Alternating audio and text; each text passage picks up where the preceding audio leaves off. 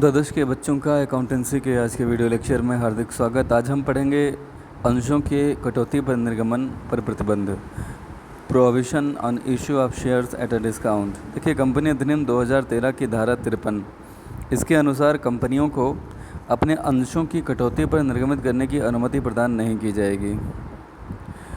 केवल स्वेट समता अंश जो होते हैं, स्वेट इक्विटी शेयर्स, उनको ही कटौती पर निर्गमित किया जा सकता है, जिन्हें कंपनी अधिनियम 2013 की धारा 54 के अनुसार कंपनी अपने कर्मचारियों अथवा संचालकों को उनकी सेवाओं के बदले निर्गमित करती है। अब एक बहुत ही महत्वपूर्ण टिप्पणी है जिसे आपको सुनना और समझना होगा डिस्काउंट से संबंधित।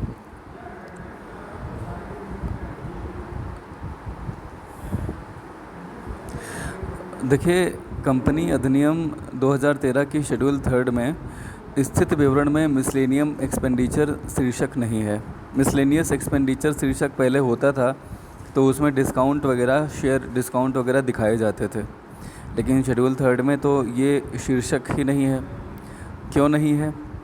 लेखांकन प्रमाप 26 यानी कि अकाउंटिंग स्टैंडर्ड 26, इसके अनुसार प्रारंभिक व्यय को उसी वर्ष में अभिलिखित किया जाना है जिस वर्ष ऐसे व्यय हुए होते हैं, परंतु अंश निर्गमन व्ययों, शेयर इश्यू एक्सपेंसेस, अभिगोपन कमीशन, अंडरराइटिंग कमीशन, अंशों पर कटौती, discount on issue of shares या डिस्काउंट ऑन शेयर्स, ऋणों पर कटौती या प्रीमियम आदि को इनकी विशेष प्रकृति की होने के कारण अकाउंटिंग स्टैंडर्ड 26 इंटेंजिबल एसेट के क्षेत्र से इन्हें बाहर रखा गया है।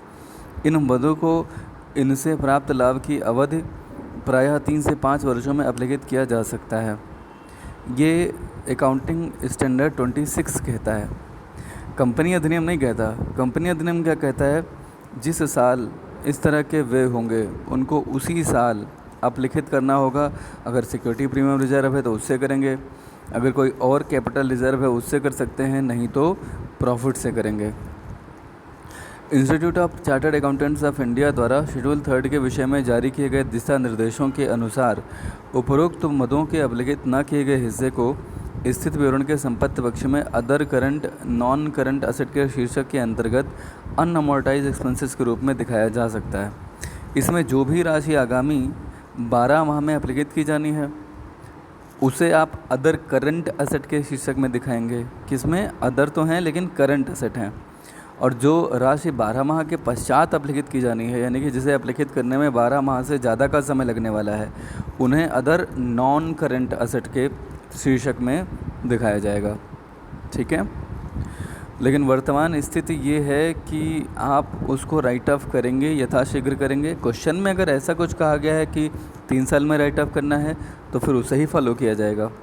तो उसमें जो इस साल 1 साल के बाद किया जाना है उसे अदर करंट एसेट में दिखाएंगे, और जो बाकी के 2 साल का बचा रह जाएगा उसे अदर नॉन करंट में दिखाते हैं। कैसे होगा ये अभी आप क्वेश्चन करके सीखेंगे, लेकिन अभी ये थ्योरी का पोर्शन जो आपको मैंने बताया, इसको आपको दोबारा पढ़ने की, ध्यान से पढ़ने की ज़रूरत है। एक एक अक्षर बहुत ध्यान से पढ़िए, वीडियो सुनिए, मुझे लगता है कि आप इसे समझ पाएंगे।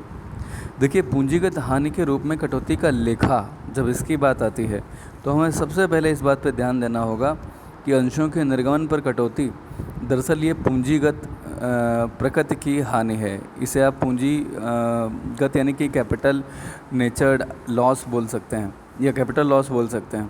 इसे प्रतिभूति प्रीमियम से यानी कि सिक्योरिटी प्रीमियम से, सिक्योरिटी प्रीमियम रिजर्व से या लाभ हानि विवरण से अभिलिखित कर सकते हैं। तो सिक्योरिटी प्रीमियम रिजर्व या लाभ हानि विवरण यानी statement of profit and loss account को डेबिट करेंगे और शेयर डिस्काउंट को क्रेडिट कर देंगे। इसमें सही शब्द होता है discount on issue of shares account. ठीक है, तो शेयर डिस्काउंट का वो हिस्सा जो अभिलिखित नहीं हुआ है उसे असेट साइड में उपरोक्त विधि के अनुसार या तो अदर करंट एसेट में या अदर नॉन करंट एसेट शीर्षक में दिखाया जाता है। ये एक टॉपिक था। एक दूसरा टॉपिक जिसे हम अभी डिस्कस करने वाले हैं, इसे भी सुन लीजिए। अल्प अभिदान यानी कि निर्गमन से कम अंशों के लिए जब आवेदन पत्र मिलते हैं, इसे अंडर सब्सक्रिप्शन बोलते हैं। 100 के लिए अप्लाई आपने इशू किया और जनता ने अप्लाई किया 95 के लिए या 90 के लिए, तो इसे क्या बोलेंगे? अल्प अभिदान। जब कंपनी को निर्गमित अंशों की संख्या से कम अंशों की संख्या क्रय करने के लिए आवेदन आते हैं तो इस स्थिति को हम अल्प अभिदान या न्यून अभिदान कहते हैं।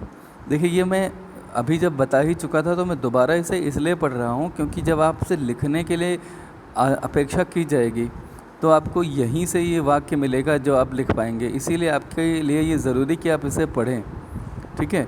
इसीलिए मैं इसे एक तरफ से दोहरा देता हूँ कि अगर आप एक बार इसे नहीं भी पढ़ पाए किताब से, तो अगर आपने वीडियो को साथ साथ चलते हुए सुन लिया, देख लिया और साथ साथ मेरे बोल लिया, तो आपको ये आ जाएगा, ठीक है। इसीलिए मैं दोहराता हूँ और आपको भी मेरे साथ साथ दोहराना चाहिए, ठीक है। ऐसी स्थिति में प्रायः सभी आवेदन पत्र स्वीकार कर लिए जाते हैं। जाहिर सी बात है, अगर 100 में से 95 ही एप्लीकेशन आए तो सारे के सारे आप स्वीकार करोगे ही, है ना। लेकिन इस संबंध में यह ध्यान रखना होगा कि जनता द्वारा मांगे गए अंशों पर न्यूनतम आवेदन की राशि से कम राशि प्राप्त नहीं होनी चाहिए।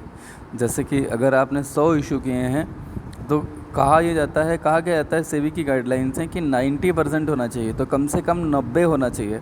90 हो, 92 हो, 95 हो, जितने भी आएंगे सबको आप आवंटित कर देंगे। लेकिन अगर 90 से एक भी कम हो जाए, 89 मिले, तो आप उन्हें इशू नहीं कर पाएंगे और आपको पूरा का पूरा पैसा जो होगा ना, वो रिटर्न करना पड़ेगा। क्या करना पड़ेगा? वापस करना पड़ेगा, ठीक है। तो चलिए हम उदाहरण नंबर 3 को पढ़ते हैं थोड़ा सा। कपिल लिमिटेड ने प्रत्येक 10 रुपये मूल्य के 20,000 अंश 10% कटौती पर निर्गमित किए। भुगतान इस प्रकार किया जाना था: 3 आवेदन पर, 4 आवंटन पर और 2 प्रथम और अंतिम याचना पर। अगर ध्यान से देखेंगे तो 3, 4, 7 और 2 9 ही तो हुए, तो एक कहाँ गया? देखिए, 10 रुपये मूल्य को 10% डिस्काउंट पर किया जा रहा है, तो 10 रुपये का 10% कितना होगा? रुपये 1। तो 1 रुपये का डिस्काउंट है, इसीलिए 3 + 4 7 और 2 9 हो रहा है। तो ये 1 रुपये छूटा कहाँ है? जब कोई सूचना ना हो तो ये माना जाता है कि आवंटन पर थे तो 5 रुपये लेने, लेकिन मिले केवल 4 हैं क्योंकि 1 रुपये आपने डिस्काउंट दे दिया है, ठीक है। ये बात क्लियर है? तो देखिए, यही मान करके अब आप ये क्वेश्चन कर रहे हैं, क्योंकि ये क्वेश्चन दिया गया है तो सिचुएशन समझाने के लिए ये क्वेश्चन सिर्फ समझ लीजिए। ये क्वेश्चन ना तो एग्ज़ाम में आएगा, आपको केवल समझाने के लिए ये उदाहरण आपको बताया जा रहा है कि अगर डिस्काउंट हो तो उसका लेखा क्या करेंगे। अभी कंपनी अधिनियम 2013 में इसे ख़त्म कर दिया गया है, कल कोई संशोधन हो सकता है और फिर से ये एंट्री करनी पड़ सकती हैं। तो you should know how to pass the entries regarding discount on issue of shares. Okay, this is why we are discussing this example. तो first of all, you have received application money of ₹3 पर share on 18,000 shares. 18,000 shares कहाँ से आया? ये इन्होंने question में बताया हुआ है कि 18,000 के लिए आवेदन मिले। अब आप देखिए, 20,000 का 18,000 कितना होगा? 90% होगा। तो ये 90% से कम नहीं है, इसलिए आप इसे अलॉट कर पाएंगे। सभी आवेदनों को स्वीकार कर लिया गया, सही समय पर सबका भुगतान भी प्राप्त हो गया है। सबका मतलब वही जो ऊपर जहाँ से आवंटन और प्रथम याचना पर मिलना है। तो आप सीधे सीधे एंट्री करते चले जाइए। देखिए, पहले था कितना? 3 रुपया, तो 18 तिहाई कितना होता है? 54,000। तो 54,000 से bank account to share application. जहाँ जहाँ शेयर एप्लीकेशन लिखा है, शेयर के पहले इक्विटी आपको लगाना है हर हाल में। Equity share application to equity share capital 54,000। फिर यहाँ पे ज़रा समझ लीजिए, डिस्काउंट की एंट्री अलॉटमेंट पर ड्यू की एंट्री पे करते हैं। कैसे? शेयर अलॉटमेंट पे जो कैपिटल मनी है वो 4 रुपये है प्रति शेयर। तो 18,000 गुणे 4 करने पे कितना आ जाएगा? 18 चौके 72,000। डिस्काउंट जो है वो 18,000 है और मैंने बताया था कि डिस्काउंट 1 रुपये होगा क्योंकि 9 रुपये ही हो रहे हैं और 4 रुपये मांगे जा रहे हैं एप्लीकेशन पे। तो 1 रुपये डिस्काउंट का 18,000 हो गया। और शेयर कैपिटल यहाँ पे कुल मिला के कितनी उसका हिसाब लग रहा है? 18,000 गुणे 5। ये माना जाएगा कि अलॉटमेंट पे 5 रुपये का एडजस्टमेंट हो रहा है। 4 रुपये जिसमें से मिल रहे हैं, 1 रुपये डिस्काउंट है, तो 18,95 हो गया। बाकी आप जब रिसीव करेंगे तो रिसीव केवल उतना ही करेंगे जितना आपने शेयर अलॉटमेंट में डेबिट किया है, उतना ही तो क्रेडिट कर पाओगे 72,000 से, क्योंकि 72,000 ही मिलेगा आपको। 18,000 पे 4 रुपये के हिसाब से कितना मिल रहा है? 72,000 ही तो मिल रहा है। फिर शेयर फर्स्ट कॉल ड्यू करेंगे, ये था 2 रुपये के हिसाब से, तो 18 दूनी 36, फिर इसे प्राप्त कर लेंगे और ये आपकी एंट्री हो गई। बैलेंस शीट में अगर इसे दिखाना है तो कैसे दिखाते हैं? देखिए, बैलेंस शीट बनाने में कई बच्चों ने कल नोट्स टू अकाउंट ना बना के यहीं डिटेल दे दी शेयर कैपिटल की। ऐसा नहीं कर सकते। आपको जो करना है वो बैलेंस शीट बनानी है, particulars, note number, current year, previous year, रुपये का साइन लगाते हुए इक्विटी एंड लाइबिलिटीज़ लिखना है, शेयर होल्डर्स फंड की हेडिंग डालनी है और उसके अंतर्गत ए पार्ट में लिखना है शेयर कैपिटल। और शेयर कैपिटल कितनी आएगी ये अभी आपको अगर नहीं पता तो आप यहाँ पर ये अमाउंट अभी ना लिखिए। नोट नंबर 1 इसे आप बनाने वाले हैं तो नोट नंबर 1 आप यहाँ लिख सकते हैं। उसके बाद में आप असेट साइड में दिखाएंगे। असेट साइड में आपको कैसे दिखाना होगा ये भी बता दूंगा। पहले आप नोट्स टू अकाउंट की हेडिंग डालेंगे और इस तरह से लाइनें खींचेंगे। यहाँ पर इनर कॉलम, आउटर कॉलम और ये एक सिंपल सा कॉलम है, इसको यहाँ पे अगर नहीं भी बनाएंगे तो चलेगा। शेयर कैपिटल में आप कैसे लिखेंगे? इशूड कैपिटल, आपने 20,000 शेयर इशू किए थे 10 वाले, तो ये आपका कितना हो गया? ये आपका हो गया 2 लाख। सॉरी, ये 20 लाख नहीं, ये गलत लिखा हुआ है, यहाँ पे 2 लाख होना चाहिए।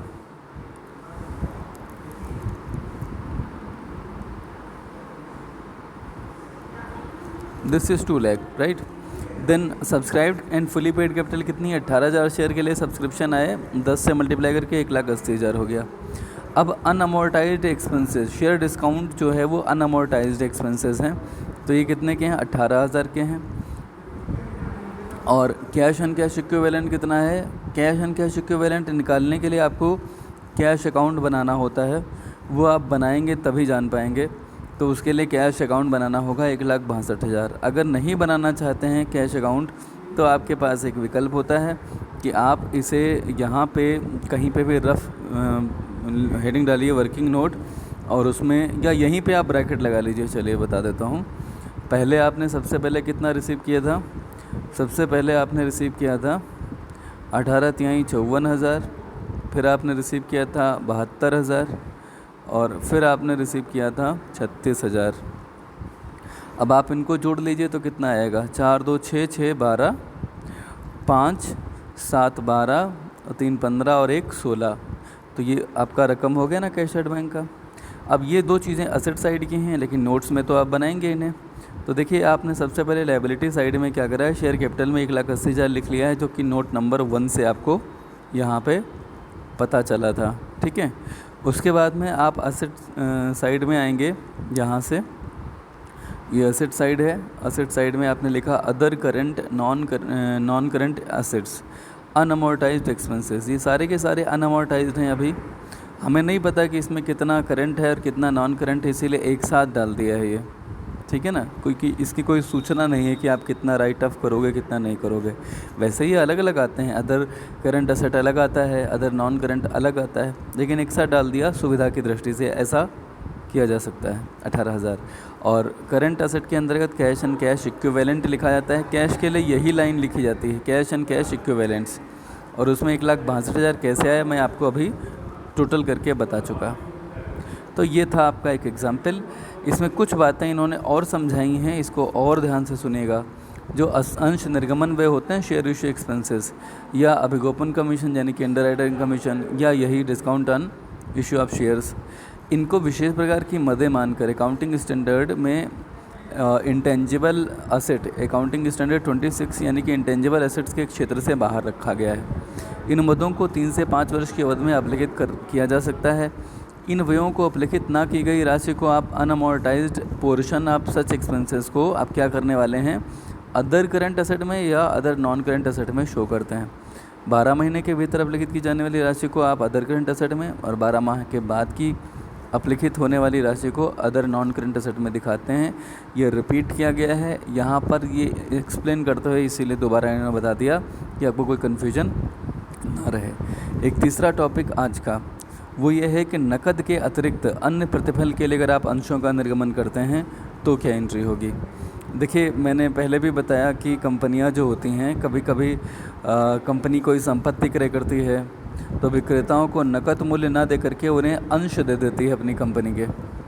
तो जब आप संपत्ति पहले ही प्रतिफल के रूप में प्राप्त कर चुके हैं तो इन अंशों के बदले आपको कैश नहीं मिलेगा, वही संपत्तियां मिलेंगी।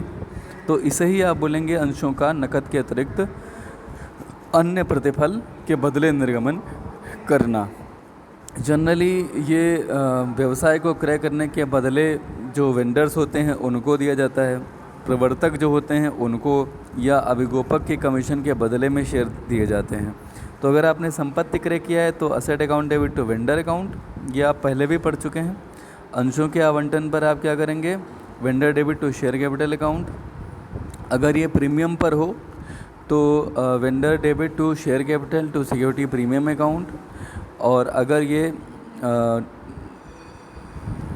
एक साथ करना चाहो तो आप एक साथ भी कर सकते हो। कैसे, उसमें वेंडर को क्रेडिट करके डेबिट करने की व्यवस्था नहीं है, सीधे सीधे asset debit to share capital to security premium, ये एक ही एंट्री हो जाएगी, सिंगल एंट्री। 2 एंट्री करना चाहें तो ऊपर वाली व्यवस्था है। उदाहरण नंबर 4, के लिमिटेड ने पी लिमिटेड के व्यवसाय को 10 रुपये मूल्य के 90,000 रुपये मूल्य के, यहाँ रूपी का साइन लगा लीजिए, ये रूपी का साइन लगा लीजिए, 90,000 रुपये मूल्य के पूर्णदत्त अंशों में क्रय किया है, जिसमें एक का कीमत जो है वो 10 रुपये है। इनका फेस वैल्यू है, लेकिन इन्हें निर्गमित किया गया है सम मूल्य पर या प्रीमियम पर 25% या 10% कटौती पर। तो समझ लीजिएगा ज़रा, ये माना जाएगा कि 90,000 रुपये बेसिकली अगर सम मूल्य पर किया गया इशू, तो 90,000 रुपये क्या होगा, ये दरअसल व्यवसाय की कीमत होगी। ठीक है, तो sundry assets debit to P limited 90,000 से एंट्री की जाएगी। फिर अगर पार पे एंट्री होगी तो P limited to share capital, ये कितना आएगा, 90,000 बटे 10 रुपये मूल्य पे किया गया है, तो ये 9,000 की कीमत, 9,000 अंश आएंगे, 9,000 गुणे 10 करके 90,000 से एंट्री हो जाएगी। कितने शेयर इशू किए गए हैं, इसका फार्मूला होता है share issued is equal to purchase consideration upon issue price. ठीक है, तो परचेज कंसीडरेशन कितना है, यहाँ पे 90,000 है, ध्यान से सुनिएगा, और इशू प्राइस हो गया है 25% प्रीमियम पर 12.5 रुपये। तो आप जब प्रीमियम पर इशू करेंगे तो ये 7200 शेयर होंगे जो आपको इशू करने होंगे। तो इसे कैसे करते हैं, देखिए पी लिमिटेड को तो आपको कुल मिला करके जो देना है वो 90,000 ही देना है, क्योंकि इनको इतने से ही आपने किया था क्रेडिट। लेकिन शेयर कैपिटल में कितना आएगा, 7200 शेयर आप दे रहे हैं और ये 10 रुपये वाले हैं, तो इसमें शेयर कैपिटल में आएगा। शेयर कैपिटल में हमेशा फेस वैल्यू रहती, ध्यान रखिएगा। तो ये 72,000 हो गया। फिर 7200 शेयर हैं और इन पे प्रीमियम है 2.5 रुपये, तो अगर आप 2.5 से मल्टीप्लाई करेंगे तो ये आ जाएगा कितना, 18,000। ठीक, और ऊपर पी लिमिटेड तो 90,000 से थे ही। नरेशन क्या लिखा जाएगा, for issue of 7,200 fully paid shares of ₹10 each at a premium of 25%, calculated as follows 90,000 upon 12.50 is equal to 7,200 shares. ये पूरा लिखना होगा। अच्छा, when share are issued at a discount, तो शेयर को अगर डिस्काउंट पर इशू करेंगे तो देखिए 90,000 रुपये देने हैं, इशू प्राइस रह जाएगा 9 रुपये, तो 10,000 शेयर कुल मिला करके आपको इशू करने पड़ेंगे। तो पी लिमिटेड तो 90,000 से ही डेबिट होंगे। डिस्काउंट खर्चा होता है आपके लिए, एक तरह का लॉस है, लॉस हमेशा डेबिटेड होते हैं। 10,000 शेयर पर 1 रुपये के हिसाब से लॉस हुआ है 10,000, और शेयर कैपिटल तो हमेशा जो फेस वैल्यू होती है उसी से होती है मल्टीप्लाई, तो 10 से ही करेंगे। 10,000 शेयर हैं तो ये कुल मिला के 1 लाख हो जाएगा। तो issue of 10,000 fully paid shares of ₹10 each at a discount of 10%, calculated as follows 90,000 upon 9 is equal to 10,000 shares. तो ये कुल मिला करके यहाँ तक के टॉपिक्स हुए जो आपको पढ़ने हैं।